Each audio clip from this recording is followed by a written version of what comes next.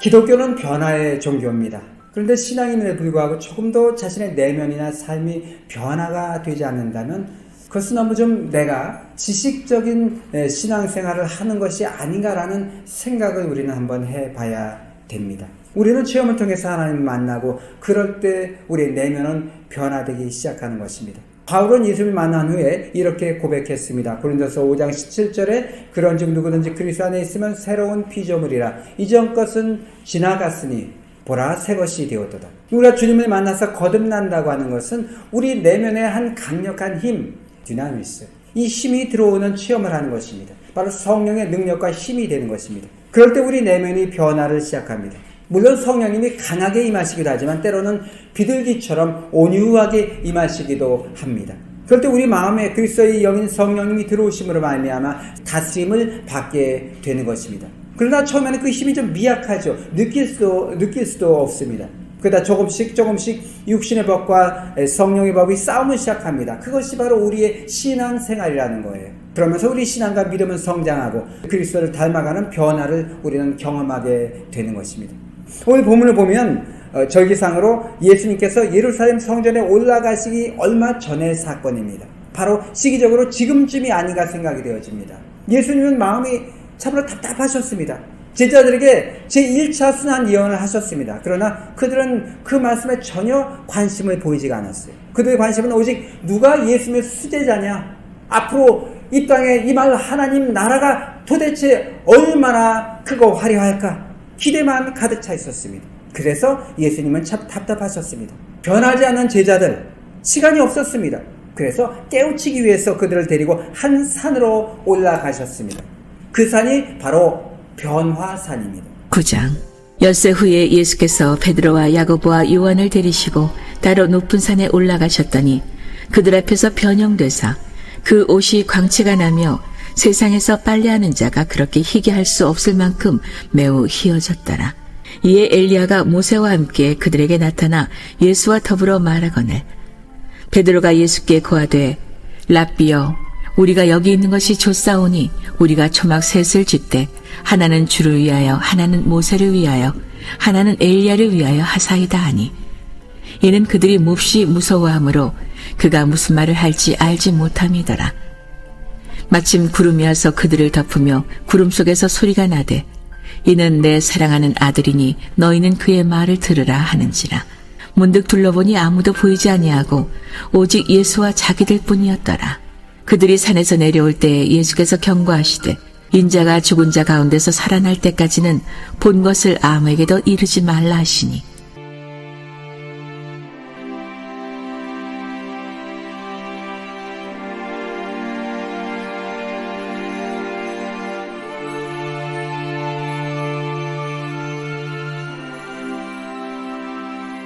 변화를 싫어하는 제자들과 변화되길 원하는 예수님, 그것이 바로 변화산 사건입니다.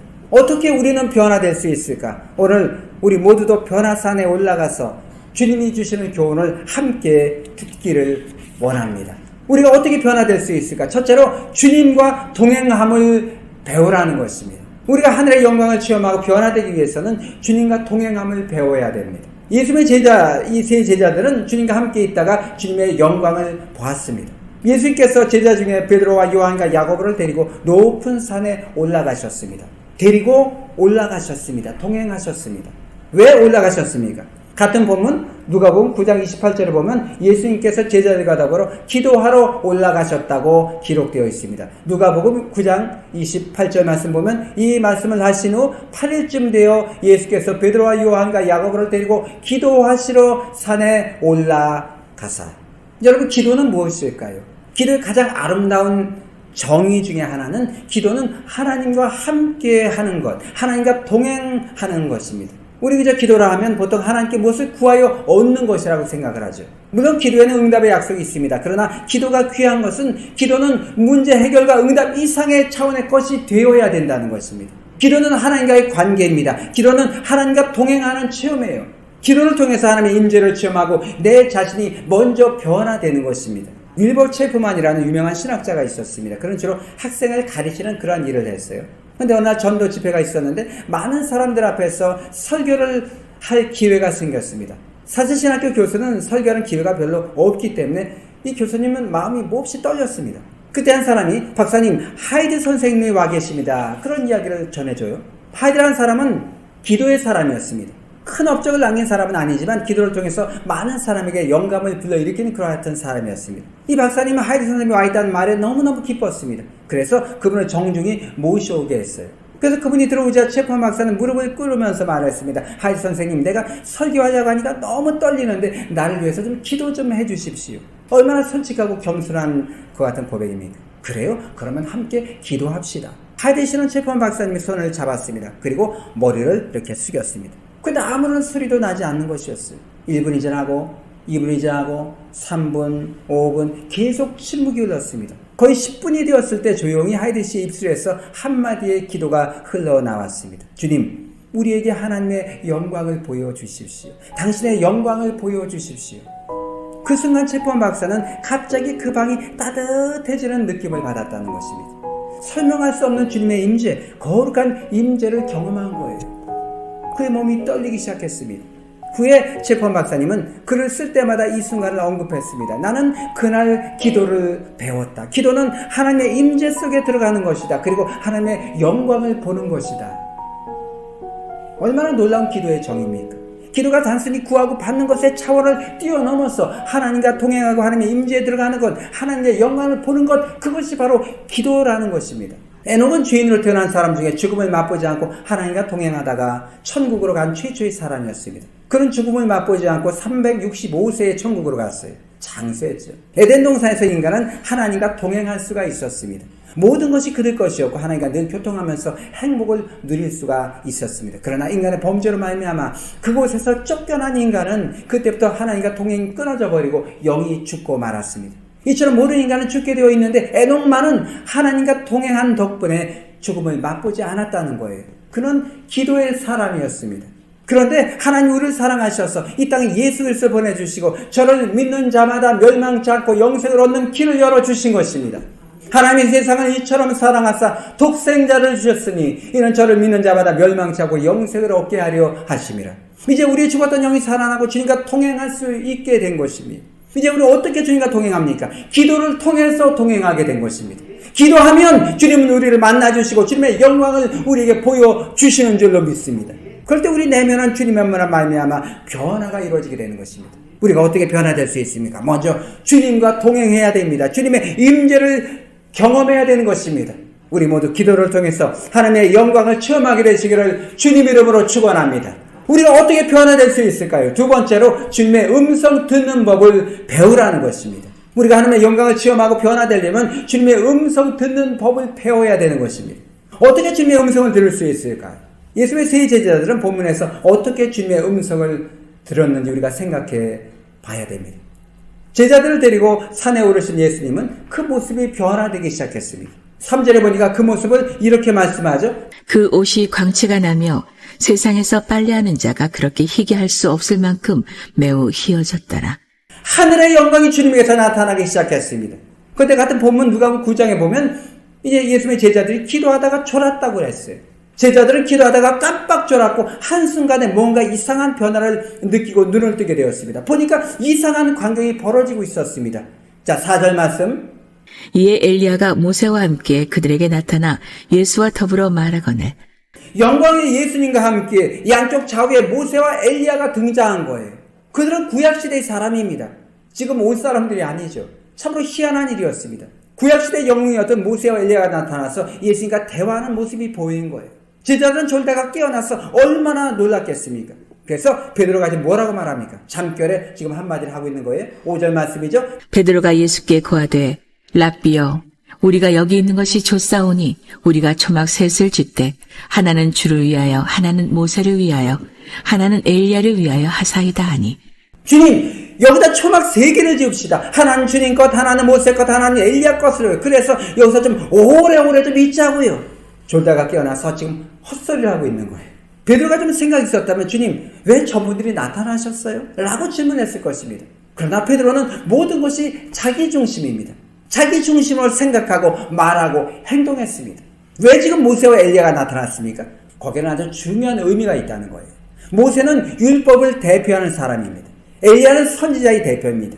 율법은 예수께로 인도하는 몽학 선생입니다. 그래서 예수님은 바로 율법의 완성이 되시는 분입니다. 엘리야가 평생 이어하는 사람이 바로 그분 예수 그리스도입니다. 결국 모세와 엘리야는 그림자고 예수님이 바로 그의 실체라는 것입니다. 모세와 엘리야는 조연이고 예수님이 주연입니다. 예수님 오늘 본문 바로전 8장 31절에서 순환에 대한 첫 번째 예언을 제자들에게 말씀하십니다. 인자가 많은 고난을 받고 장로들과 대제사장들과 서기관들에게 버림받아 죽임을 당하고 사흘 만에 살아나야 할 것을 비로소 그들에게 가르치시되 이 말하면 됐다 싶어서 예수님께서 순환 예언 1차로 첫 번째란 예언입니다. 그런데 제자의 반응이 그렇지가 못합니다. 그들은 전혀 깨닫지 못한 거예요. 오히려 베드로는 예수님을 붙들고 만류를 합니다. 그러다가 예수님께 호되게 책망을 받게 되죠. 말로 아무리 해도 깨닫지 못하고 동문서답하니까 주님이 답답하셨습니다.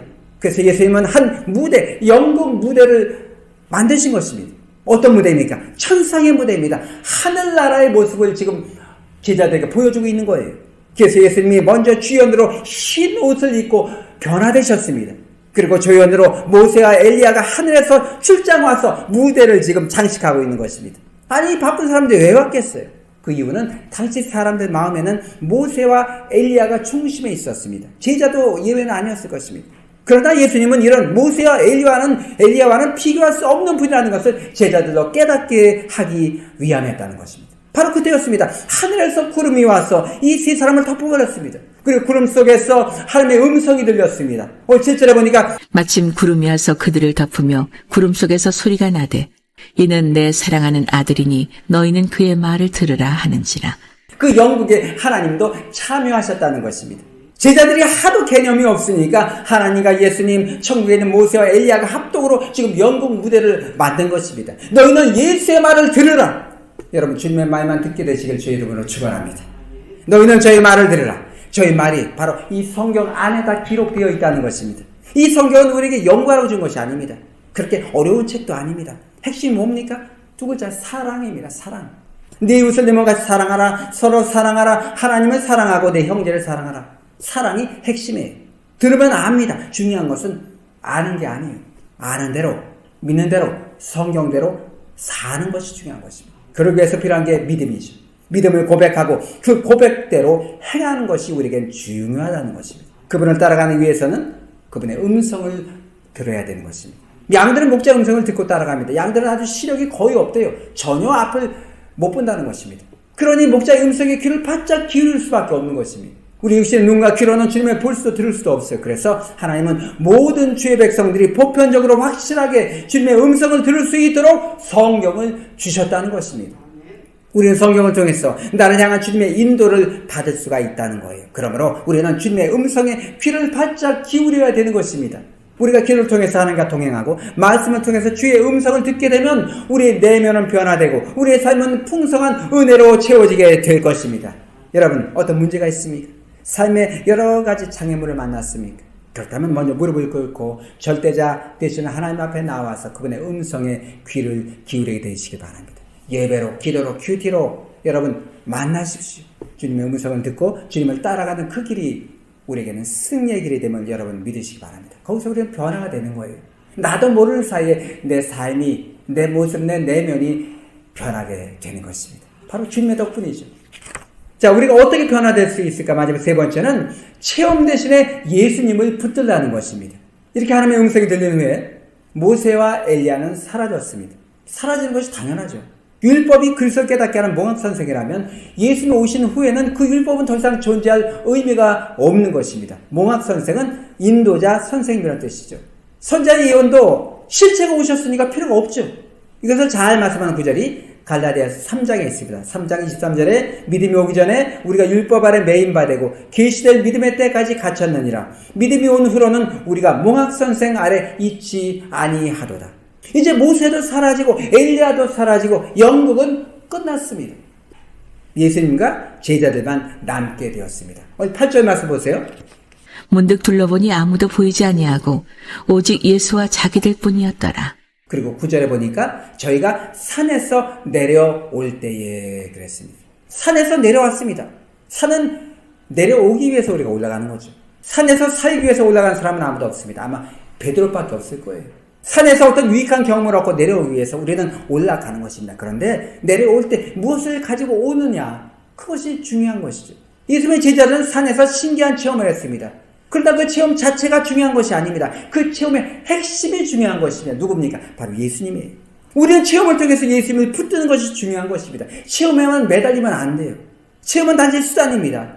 8절에 보면 이제 아무것도 보이지 않는다 그랬어요. 체험은 사라졌습니다. 체험은 영원하지 못합니다. 얼마나 많은 사람들이 이 체험만 따라다니고 있는 사람들이 얼마나 많이 있습니까? 물론 체험도 중요합니다. 그러나 무엇보다 중요한 것은 그 체험을 통해서 예수님을 붙드는 것입니다. 그래서 내가 예수님의 성품으로 변화되는 것이 중요한 것입니다. 변합니다. 이런 말이 있어요. 멋진 설교 뒤에 설교자가 나오면 그 설교는 실패한 설교다. 멋진 설교대에 오직 예수님만 남아야 돼요. 그래야 내가 변화되는 것입니다. 체험을 통해서, 설교를 통해서 나를 변화시키는 것입니다. 기독교 열관제실의 한 예화를 말씀드리고 말씀을 맺고자 합니다. 남한산성에서 만난 예수님이라는 제목인데요. 구조조정 한파가 몰아칠 때 어느 회사원이 기도를 했답니다. 하나님, 제가 이 회사에서 퇴출되지 않도록 도와주세요. 오래좀 붙어있게 도와주십시오. 그럼에도 불구하고 회사에서 해고되었습니다. 그는 그때부터 하나님께 원망과 또 급기야 배신감까지 느끼게 되었습니다. 마음이 갈수록 완악해져 갔습니다. 주일 아침마다 부인이 교회 가자고 설득을 합니다. 여보, 좌절하지 마세요. 하나님의 또 다른 계획이 있을 거예요. 무슨 계획? 하나님은 없어. 난 교회 끝났어.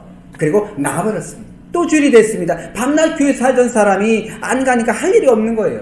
그래서 어느 날 오후에 하도 무료하니까 남한산성에 갔답니다. 버스에서 내려서 산 쪽으로 이렇게 올라가다 보니까 작은 교회가 있었습니다. 그는 일부러 그 교회를 피해서 막 지나치려는데 한 청년이 말합니다. 예수 믿으세요. 그러면서 전도지 한 장을 딱 이렇게 건네줍니다. 그는 전도지를 뿌리치고 속으로 외쳤습니다. 하나님은 없어, 하나님은 없어. 그랬더니 어떻게 들었는지 이 청년이 쫓아오면서 선생님, 하나님은 살아계세요. 하나님 믿으세요. 하나님은 살아계세요. 계속 쫓아오니까 소리를 지르고 혼자 산으로 내뺐습니다. 근데 이상한 것은 산에 올라가는데 아까 그 청년에 던진 그 두 마디가 계속 따라옵니다. 하나님은 살아계세요. 하나님 믿으세요. 귀를 막아도 계속 들립니다.